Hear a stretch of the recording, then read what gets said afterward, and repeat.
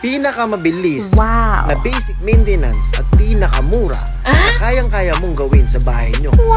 Tara, let's do it! So ayun mga tol, meron na naman tayong panibagong vlog for today's video.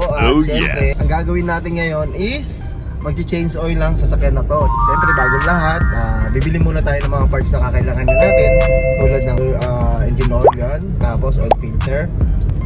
Ayan, kasama ko nga pala anak ko, yan o. Then, Sleepy. Siya yung ano ko ngayon, partner ko ngayon, assistant ko. Assistant. Say hi.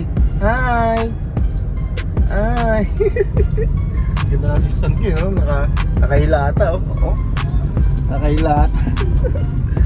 Yeesh. Mamaya, papakita ko lang sa inyo. Bye. So yun, dito tayo bibili ng oil filter. Yan. Motor part siya. At auto shop siya.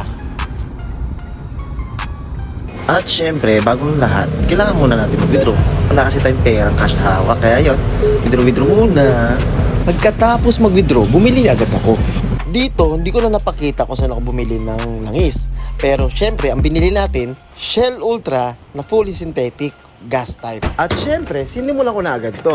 Sa mga bago pa lang na mag-change oil, sigurado it takes 2 hours bago nyo matapos. Pero sa akin, kahit 1 hour, kayang-kaya to. Kaya kinuha ko na agad itong mechanical jack na gagamitin natin para maiangat yung kotse. Yan, at ito pa yung mga tools na kailangan natin. At yan, dahan-dahan ko na nga inikot ito para mapabilis natin ang pagdidrain ng langis. Siyempre, huwag natin kakalimutan maglagay ng kalso sa likod para hindi kusang aandar yung sasakyan kahit na nakahandlik pa to. For safety purposes yan. At yan na nga, dinring ko na ang langis at gamit ko dito ay 17mm na socket wrench.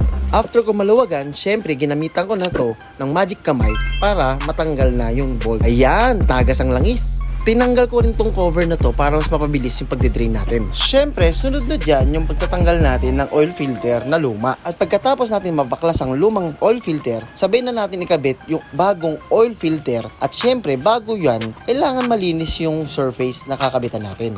After natin mapatulo ang langis ng within 30 minutes, pwede na natin ibalik yung drain plug. At yan, magsasali na tayo ng langis. 4 liters nga pala ang binili kong langis para kung sakaling kukulangin tayo, may pandagdag tayo. Pero ang laman talaga na itong Mirage is nasa 3.2 liters lang na langis.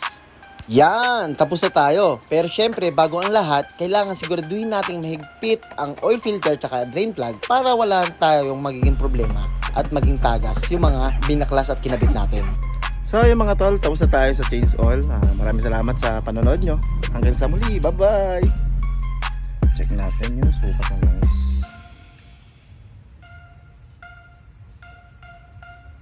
Ayan, nagpas ng konti. Nagpas ng konti, maganda yan para mamaya papandarin natin.